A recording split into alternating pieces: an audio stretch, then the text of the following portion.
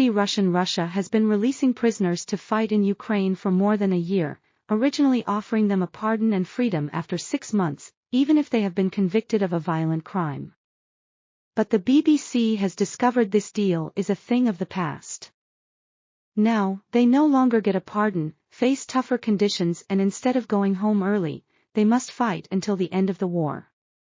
"If you sign up now, be ready to die," writes a man called Sergei in a chat room for former Russian prisoners fighting in Ukraine.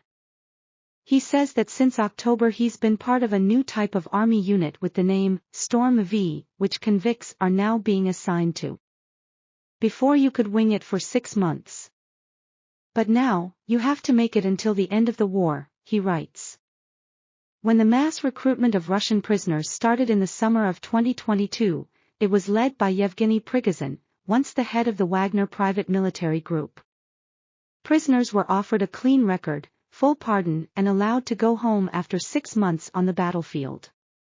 Before he died in a plane crash in August, Prigozhin said that almost 50,000 Russian prisoners had been dispatched to the front line under this deal. Similar figures have been cited by human rights activists.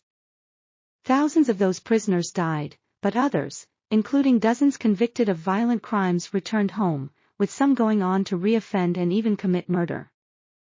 The Russian military took over the scheme in February 2023, initially offering the same incentives as Prigozhin.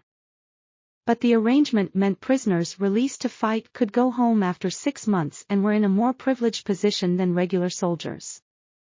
That upset men who had been mobilized and their families.